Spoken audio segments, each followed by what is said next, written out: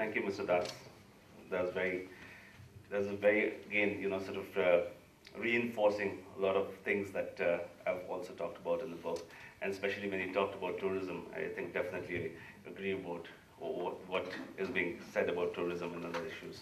I think what I'm going to do is, over maybe the next 10 minutes, just share about a few thoughts on two issues. One is why I wrote this book, and the other is, with this book, what I basically want to do.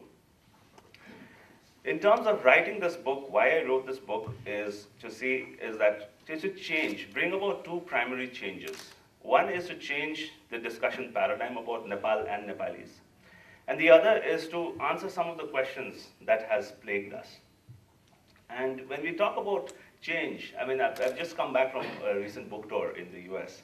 And every time in the US or any other country I go, when I meet Nepalis, the first thing they start talking about is, how is Koirala doing, how is Prachanda doing? And I tell them that when you meet an American, you don't ask, how is Obama doing? But why we have to always, discuss, politics becomes the key issue of discussion.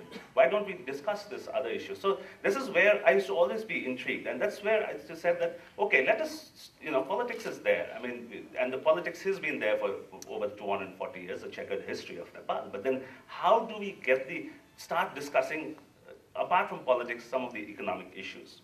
The other is to answer some of the questions. I mean, in my 20 years of corporate career in Nepal, I worked in one of the largest business groups. I was heading it, and now as a business person also, when I look at it, I can't find answers to a lot of questions. Like, for instance, Nepali currency is pegged to Indian rupee. It is currently 1.6 from 1993.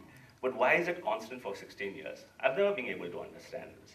Similarly, we look at Nepalis migrating, and then, whenever, and especially I call, we have a lot of these parachute consultants, who come in jets and, they stay for 10 days in Nepal and write reports, and they said, Nepal, there's a brain drain going on, all of, and I wonder, and when I look back, Nepalis have been migrating for 200 years. They migrated in the early 1800s, and in the 1850s, when the Ranas took over, they went into Darjeeling, Assam. They migrated in the 1900s. They've been migrating in the 1950s. So this migration has been going on. So this is where I said, let me look at what is happening. So these are some of the issues that have been bothering me, and especially when I looked at some of the research was not available. So I look at some of a layperson perspective. And basically, when I say layperson perspective, it's basically no graphs. I'm not an economist, so I don't understand economic models. I don't understand a lot of the figures that academics make and write a lot. I know, at least in Nepal, I know that as I write, we have the highest per capita report in the world. Perhaps for every Nepali, we have so many reports being published. So to say not from that perspective, but to say why do I get 18 hours of power cut in winters? As we approach now January, February, we have 18 hours of power cut. So where did that begin? So I try to look at those issues, and similarly to look at when I have to queue at the gas station to get sort of adulterated fuel. Then how do I why is this happening? What is the role of the state? So that's where I look at these issues. And also it is very important, I think, is to look at Nepal's economic history and how it has stayed isolated. For instance, I start analyzing to say that Nepal has been isolated from the perspective that Prithvinarayan Shah, for a lot of people who know a bit of Nepal, Prithvinarayan Shah was the first Shah king. And it was about 240 years ago, he created and conquered and sort of created a unified Nepal. And Prithvinarayan Shah and Adam Smith were born in the same year. So when this conquering was happening, basically, sort of words like economics and all had already come in the world. Wealth of Nation was already being written. But then we were still looking at plots of land and trying to, the rulers trying to see what we can best do with land. So to look at, and perhaps that mindset is still there. Even if you look at in Nepal today, it's about this whole rent-seeking mentality. To say that I've got a plot of land, or I've got a dealership of a company, or I've got a job at an INGO. So basically, how do I seek rent out of it? So this is an engraved rent-seeking behavior.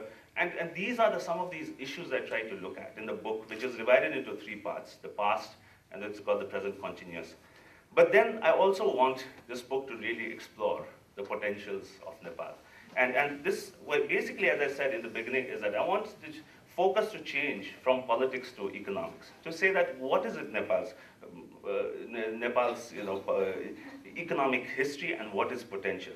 And there are a host of ideas given there. And I think Mr. Pulchandra Gautam, who is one of the very few Nepalis who made it right up at the United Nations, when he spoke at the book launch in Kathmandu on the 12th of October, he had mentioned to the fact that it's like a dreamer's, sort of a dreamer's chronicle. It is a dreamer's book. And I said, yes, I'm a dreamer, and perhaps some of these issues as an entrepreneur I'm definitely going to take up and then sort of see what can happen. I think it is also the attempt to shift from despair to hope. And to whenever we talk about Nepal, whenever we meet Nepalis will introduce Nepal as a small landlocked country in between India and China. That's how it is introduced. But then when Denmark is a country, minus Greenland, is smaller than Bhutan, but people from Denmark never say my country is small. Then why do we have to continuously rub in to say that? We are the 40th largest populated country in the world with 30 million people. So we have population as close to Malaysia. So when we look at some of the parameters of Malaysia, when you look at the comparatives of Malaysia, so these are some of the issues that I bring about. And as Mr. Shyam Saran talked about, to really look at, rather than landlocked, to say land-linked. Land-linked to two of the largest economies of the world that is really growing at a very good pace. And to really, one of the key issues also I discussed is to redefine Nepal's economic boundaries. We've been talking about a lot of political boundaries and open border, but then now with globalization, political boundaries do not really have much meaning. It's going to sooner or later lose its relevance in terms of economic activities. So in that context, how does Nepal look at, from Uttaranchal to northeast, it's about 300 million people. That's the market for Nepal. And some of the companies are being able to recognize that. Similarly, if you take Bangladesh, it's another 150 million people. So having a market of 450 million people, and then to say that we are still poor and we are landlocked, and so this whole debate, and to take away this whole past history of prime ministers visiting one country the other, and to say that who can bring the most in the begging bowl, is the whole policy of equidistance. So these are some of the linkages I try to bring about and to discuss about what can happen. It is a country that has got 30 million people. Out of that, half of them are under 25. So it's a country with a lot of young people. And if you see some of the Nepali music videos that are produced, if you see some of the Nepali documentaries that are produced, those are world class. And why can't that happen in a lot of the other areas? So these are some of the issues that I try to explore in the book. I would like to end my little discussion in the book with the paragraph I take from the author's prologue. And that says that Thomas Friedman remarks in his bestseller, The World Flat, that economic transformations do not have to take a lot of time. India, only 20 years ago, before the triple convergence, was known as a country of snake charmers, poor people, and Mother Teresa. Today, its image has been recalibrated. Now, it is also seen as a country of brainy people and computer wizards. This book is dedicated to such a hope for the transformation and unleashing of potential in Nepal. Thank you.